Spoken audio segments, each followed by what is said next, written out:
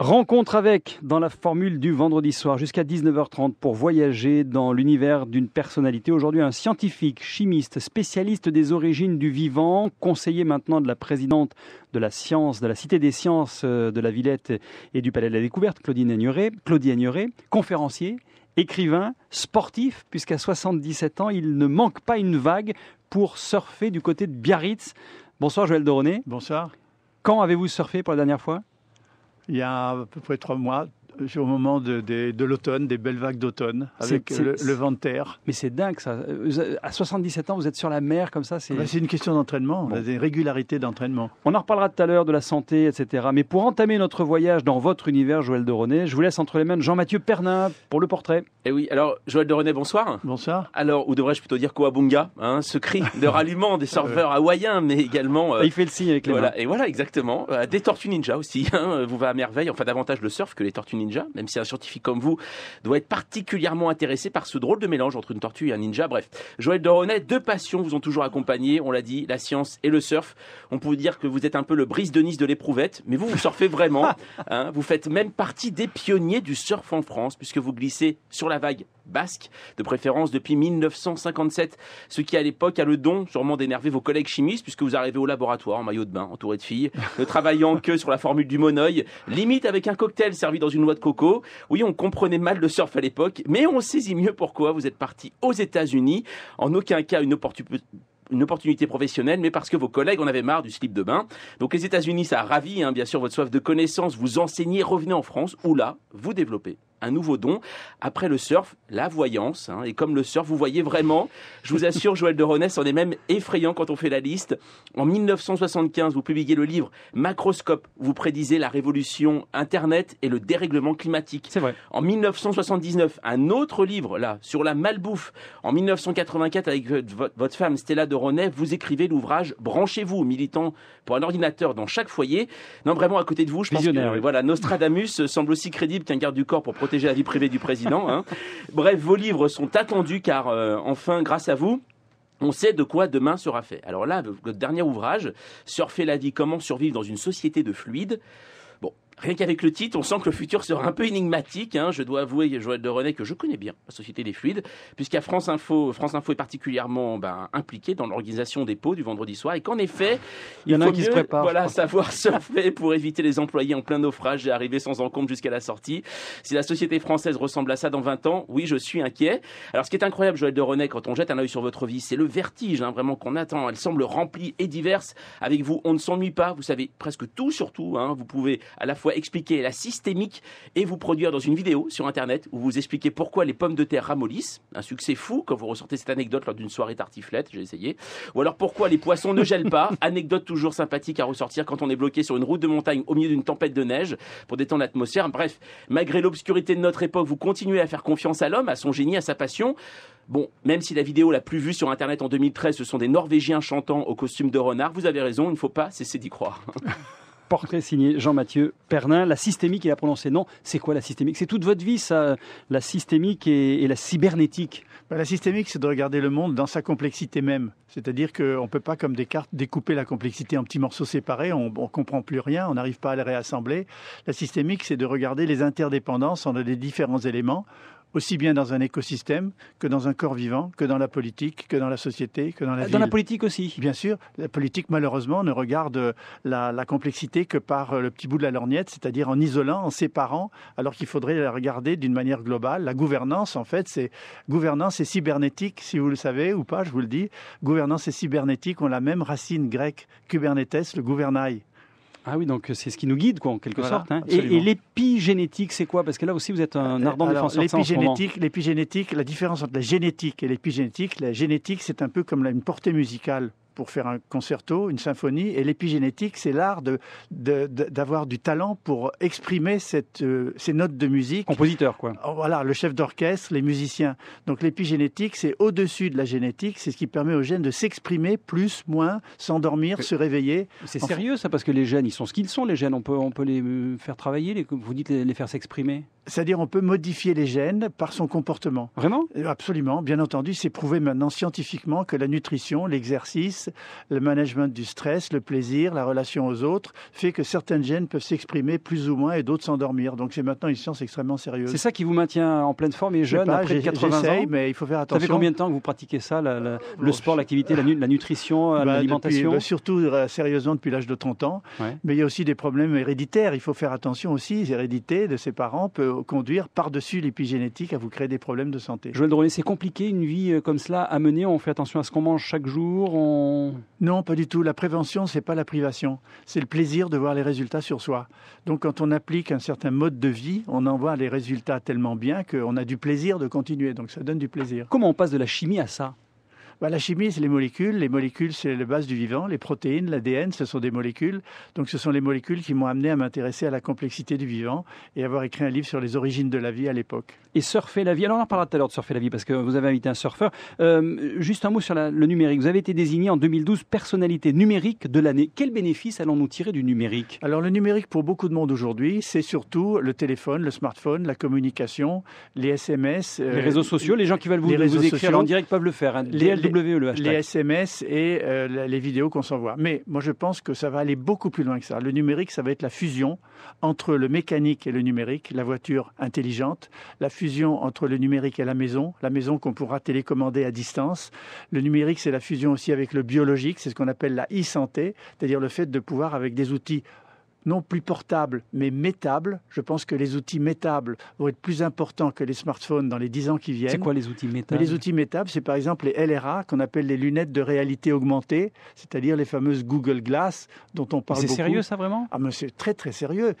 C'est pas du gadget ? Mais non, c'est pas du tout du gadget. C'est vraiment quelque chose qui va vous permettre, si vous le souhaitez, d'avoir en permanence l'écran de votre smartphone devant les yeux, de pouvoir lire par exemple une inscription dans une langue étrangère, pour les malvoyants, de pouvoir entendre par l'oreille ce que vont lire les lunettes, et bientôt, alors il faut l'aimer ou pas l'idée, de reconnaître des visages et de vous dire à l'oreille quel est le nom de la personne qui est en face de vous. Tout ça, Joël Dronet, ça passe par des entreprises innovantes, les startups. Vous êtes le chantre du start-up en ce moment en France. J'étais dans le venture capital moi-même pendant assez longtemps, donc j'ai vu beaucoup de start-up. J'ai fait le tour du monde pour trouver des start-up, pour interviewer des jeunes.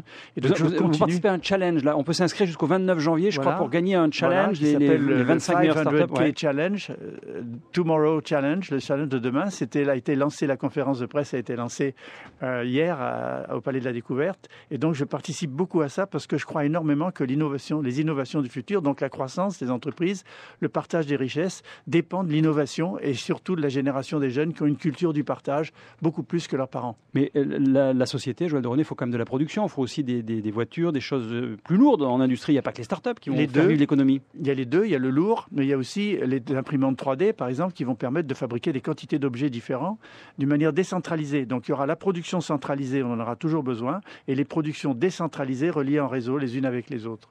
Joël Dronet, en votre compagnie tout au long de cette demi-heure. Bernard Thomasson.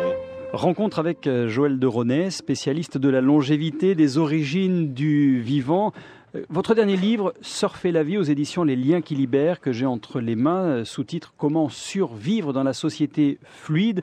Jean-Mathieu en parlait, vous allez pouvoir vous en expliquer. C'est paru donc aux éditions Les Liens qui libèrent. Cela développe la théorie qu'il faut surfer sur la vie comme sur la vague d'un océan.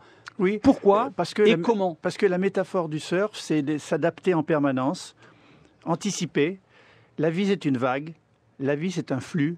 Et sur cette vague, dans ce flux, nous devons aussi anticiper, nous devons aussi nous adapter. Et les deux mots que j'aime beaucoup pour le surfeur comme dans la vie, c'est le déterminisme et la liberté. On est déterminé par nos gènes, mais on est déterminé par notre éducation. Mais on est libre d'aller ici ou d'aller là. Et le surfeur aussi. La vague sur laquelle il surfe, elle a été déterminée par une tempête dans l'Atlantique Nord, mais elle arrive au spot qu'il connaît, il sait la prendre et il sait vers quel endroit elle va aller, si une droite ou une gauche. Et donc cette métaphore du surfeur m'intéresse beaucoup dans la vie et surtout dans ce que j'appelle la société fluide. Mon livre est une ode à la fluidité et au pouvoir transversal et au pouvoir partagé. Pardonnez-moi, Joël Dronet, mais il y a certaines personnes qui nous écoutent, des personnes sans emploi, en difficulté, qui vont vous dire « Oui, il est bien gentil, mais moi, je ne vais pas où je veux. Hein. Je fais ce que je peux, comme je peux. » Tout le monde essaye de faire comme il peut, bien entendu, et je compatis énormément avec ces gens sans emploi, ces gens qui sont à la recherche d'un emploi. La société fluide, c'est déjà une voie vers le partage.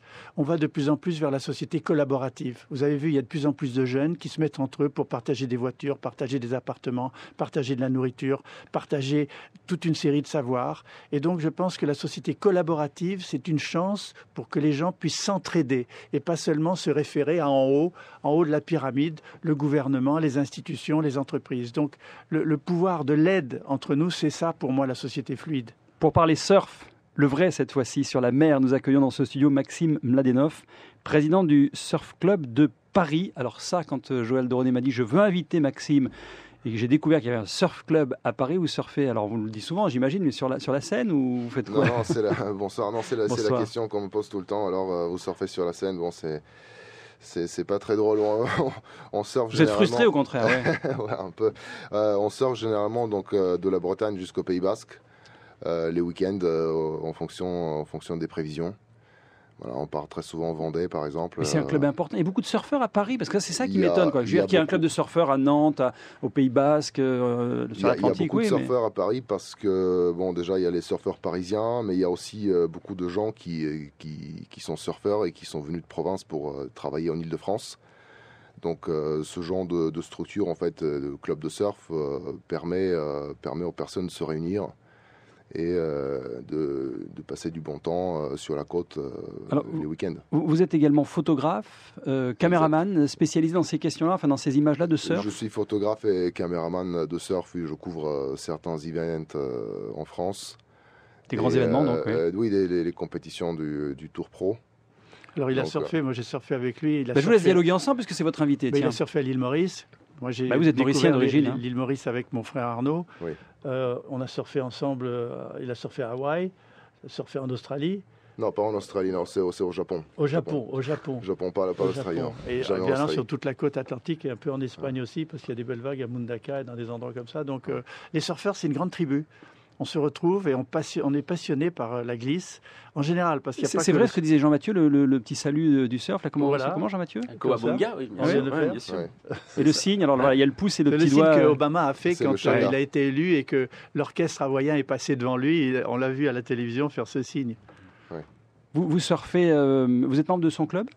Parce que vous êtes parisien? Je suis d'office. Oui, il est membre. Alors, il paraît que vous êtes un tonton surfeur. C'est quoi un tonton surfeur? Les tontons sont ceux qui ont lancé le surf à Biarritz. On était une dizaine de tontons surfeurs. Il y en a de moins en moins parce qu'il y a l'âge qui avance, évidemment.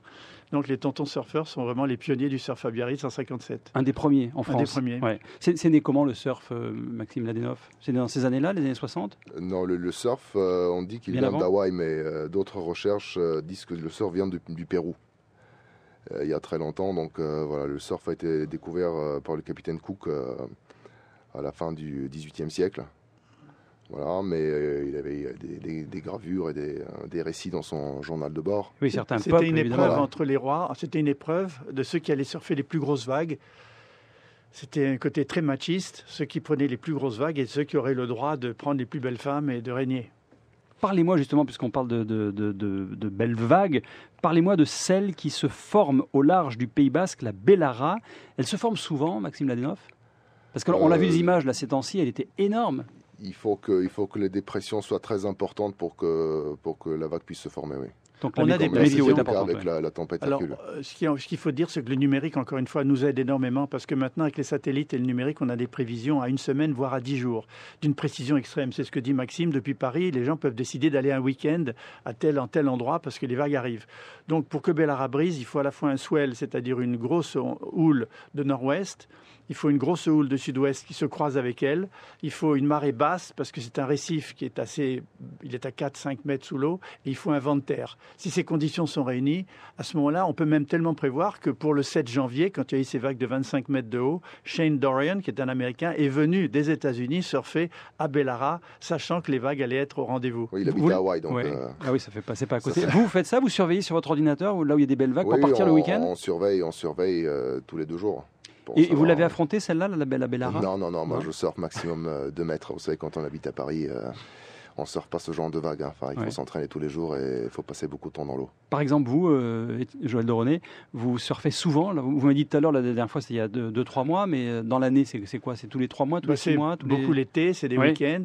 J'ai surfé des vagues de 6 mètres, mais maintenant je suis comme Maxime. Ma femme et ma famille m'interdit de surfer au-dessus de 2 mètres. Et d'ailleurs, je m'y plie parce qu'au-dessus de 2 mètres, on reste assez longtemps sous l'eau. Il faut tenir sa respiration en apnée et puis on est très angoissé. Parce qu'on se fait avaler par la vague à un moment ou à un autre. On est très angoissé parce qu'on a peur de passer sous la seconde vague. Bellara, évidemment, j'y vais pas, mais j'ai été voir de près. Et la vague de Bellara, le bruit qu'elle fait en passant, c'est un TGV. Et le vent vous décoiffe tellement elle déplace de l'air.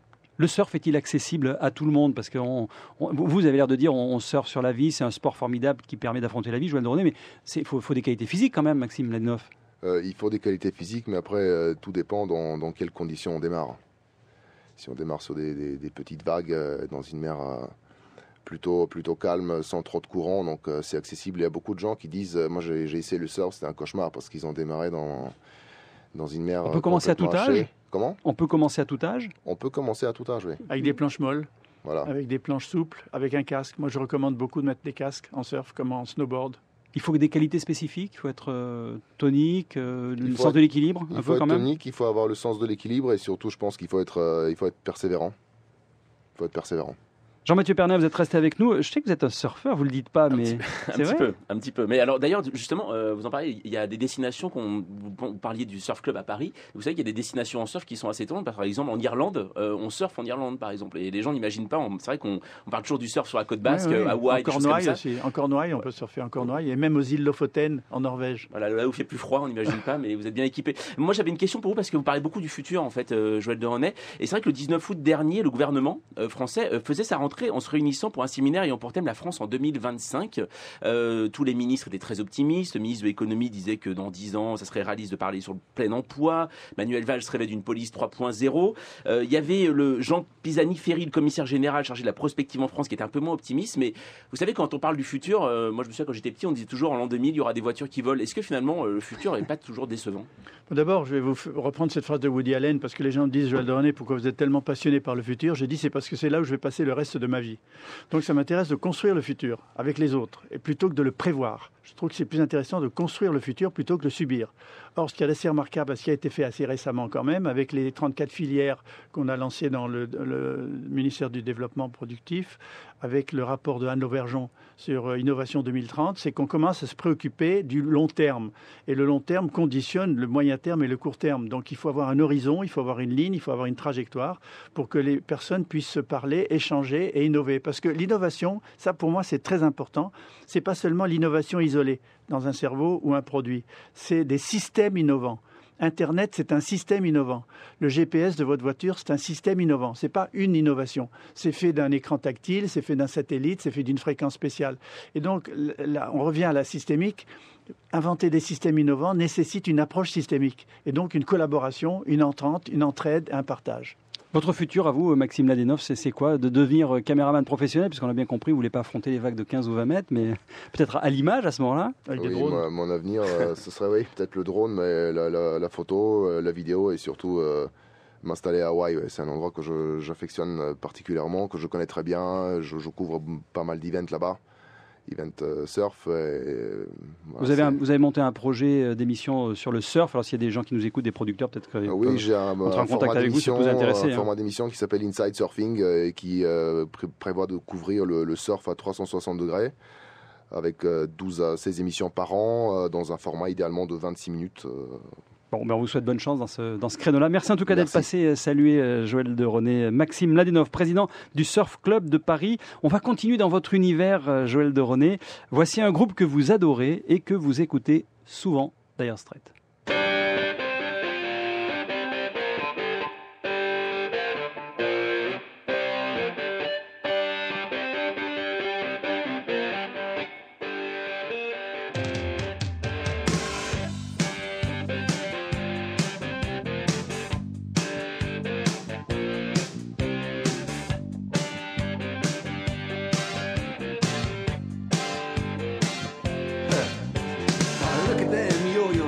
That's the way you do it.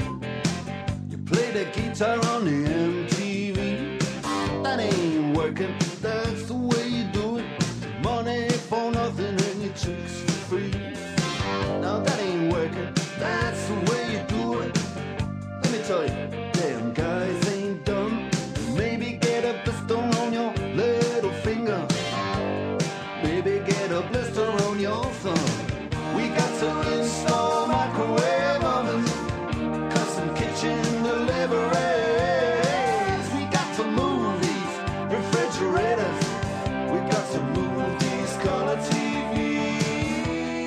Money for Nothing, Dire Straits, c'est plus que votre jeunesse, ça, parce que vous étiez déjà largement adulte quand le groupe s'est formé à la fin des années 70. Vous êtes arrivé à aimer cette musique comment? C'était Boston, MIT, les années 60, Carly Simon, les Bee Gees. Et puis mes enfants qui grandissaient et qui se passionnaient pour cette musique après les Beatles. Donc on était et vous l'avez gardé dans votre univers? Oui, c'est vrai. Gardé dans mon univers. Et je disais que vous l'écoutez souvent, c'est vrai. Très souvent. Dans ma voiture, j'ai des DVD, les CD de cette musique. Et j'adore ça, surtout parce que mes deux filles, Tatiana et Cecilia, et mon fils Alexis, continuent à écouter cette musique. Et Tatiana est une danseuse déchaînée. Elle se met dans la glace, elle se met à danser. Bon, on reparlera de Tatiana, tiens, justement, votre fille, dans quelques minutes après le journal. Joël de René, vous restez en notre compagnie. France Info.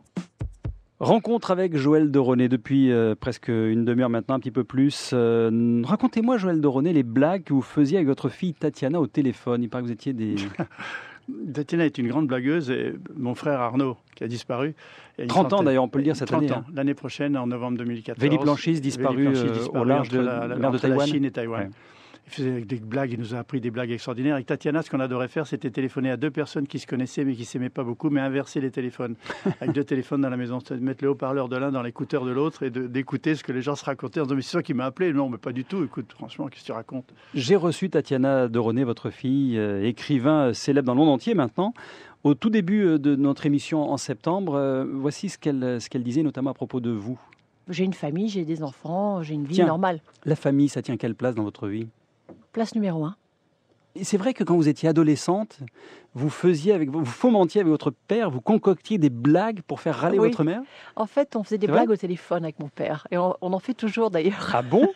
Vous avez appris quoi de votre père, Tatiana de René, au-delà des sciences et des mécaniques scientifiques, si j'ose dire mais... La tolérance. Savoir écouter et accepter les autres. La tolérance. Et c'est quelque chose de très précieux d'avoir appris ça. La tolérance, Joël de René, c'est un mot clé. C'est fondamental, c'est une base non seulement de ma philosophie de la vie, mais de toute notre famille. C'est l'écoute des autres, c'est se mettre en cause, ne jamais croire qu'on a la vérité vraie, faire des expériences, apprendre de ses erreurs. Vous êtes tolérant envers votre fille, vous n'êtes pas jaloux de son succès? Parce qu'avant, c'était vous l'homme célèbre de la famille. Votre frère aussi. Je suis très très fier. D'abord, on me disait c'est vous, le frère d'Arnaud de René, pendant très très longtemps. Maintenant, on me dit c'est vous, le père de Tatiana de René. Je dis oui, c'est moi, je suis très fier, absolument. Beau succès en tout cas pour Tatiana de René. C'est une famille d'artistes, de gens ouverts aux autres, de grande tolérance. Est-ce que c'est l'héritage du patriarche, votre papa Gaëtan, qui était peintre? Un grand peintre qui nous a appris à regarder la vie différemment, parce qu'on voit la vie à travers les yeux des peintres. Et ma peinture me passionnait depuis toujours, toutes les formes de peinture. Et donc, il me disait toujours, j'essaye de faire comme différemment que Derain, Vuillard ou Turner. Je fais du de René.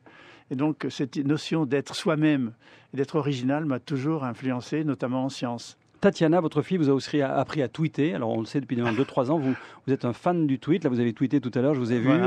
Plusieurs fois par semaine, vous envoyez des messages importants, des messages scientifiques. Tous les jours, pratiquement, j'envoie des tweets scientifiques et techniques. Je ne fais jamais de commentaires sur la politique ou sur les gens. J'essaye de rendre les gens plus intelligents avec des découvertes qui sont extraordinaires dans le monde et dont la presse, finalement, ne parle pas beaucoup. Et le rapport à la vie privée dans tout ça?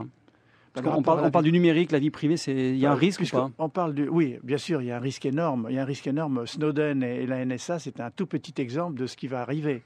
En fait, on est fliqué, on est tracé constamment sur Internet. Moi, ce qui me fait peur, c'est pas tellement Big Brother, il est déjà là. Ce qui me fait peur, c'est des millions de Little Brothers. C'est-à-dire chaque personne se transformer en un espion. Et les outils techniques dont on dispose aujourd'hui peuvent faire en sorte que les gens vont dropper dans la vie des gens, devenir des hackers pour chacun d'entre eux. Et on a vu à quel point ça passionne les gens, savoir qu'est-ce qui se passe dans leur vie privée. Et on fait quoi contre ça? Il y a moyen de se prémunir? Non. Il y a beaucoup de moyens, mais les gens ne les connaissent pas bien. Donc il faut se former. On sait se former à des moyens pour éviter les écoutes téléphoniques. Et il faut se former à des moyens pour éviter l'espionnage Internet. Il y a des logiciels spéciaux pour ça. Tatiana de René, qui dansait avec vous, elle le disait, sur cette musique notamment.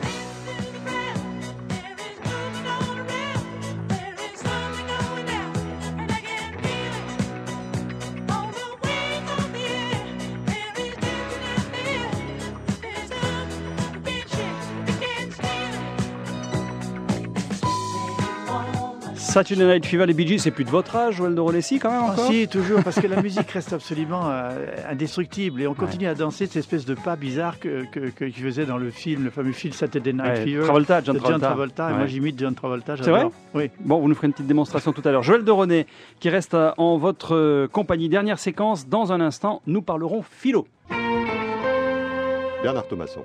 La philo de l'info, chaque vendredi à 19h15 en partenariat avec Philosophie Magazine. Bonjour Alexandre Lacroix. Bonsoir. Directeur de la rédaction de Philomag, et vous nous replongez dans l'actualité politique avec le fameux virage libéral de François Hollande. D'ailleurs, est-ce vraiment un virage? Est-ce que c'est si honteux que cela de se dire libéral aujourd'hui?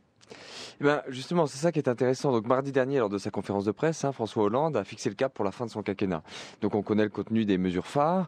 Il propose une baisse de 50 milliards d'euros des dépenses publiques, une simplification du statut des administrations régionales et départementales, et puis pour les entreprises, la suppression des cotisations familiales, c'est-à-dire une baisse des charges de 30 milliards d'euros.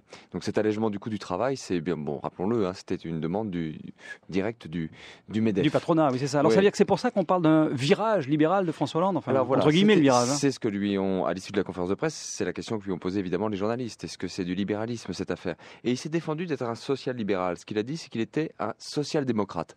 Alors là, ça mérite de s'arrêter peut-être un instant pour définir un peu les termes.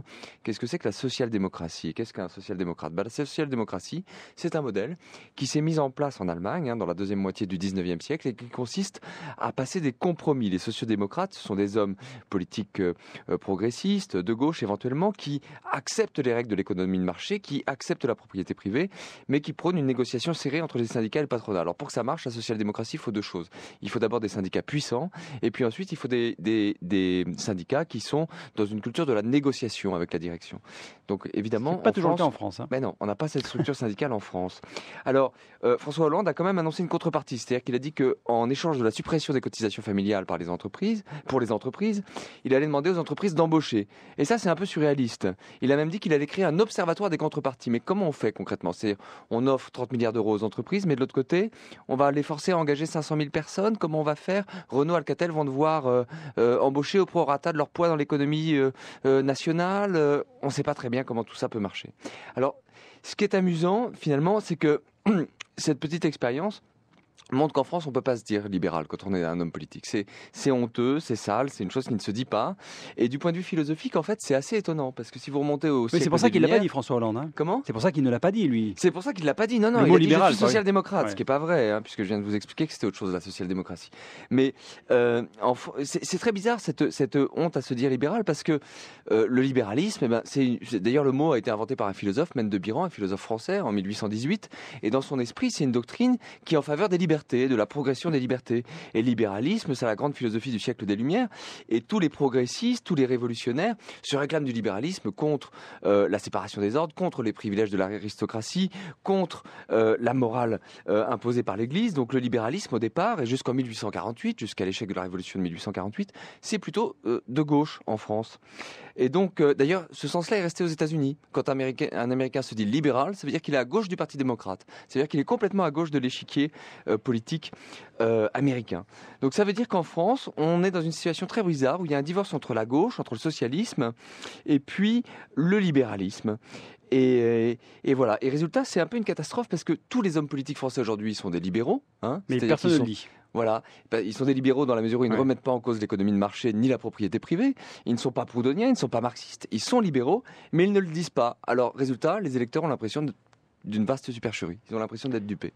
Joël de Ronet, ça vous inspire quoi ça? Vous qui êtes un promoteur des start-up, le libéralisme, ça va avec les start-up? Écoutez, moi je suis un technologue humaniste et donc je ne vais pas commenter l'actualité immédiate. En revanche, je reviens en arrière dans mon livre Le Macroscope en 1975. Il y a 40 ans, j'ai inventé un terme.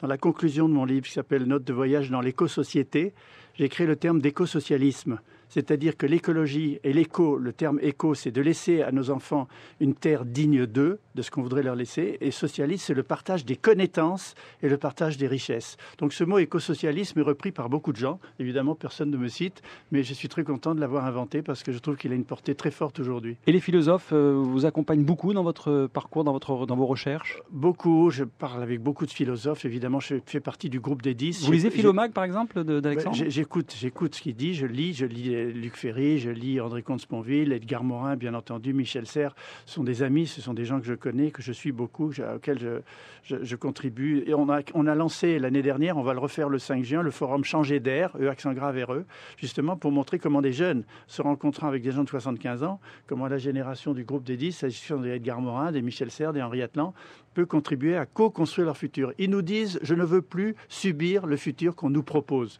industriel et politique. Vous êtes très hollandais dans votre pratique, là. c'est Je sais pas. les anciens qui transmettent aux Moi, jeunes.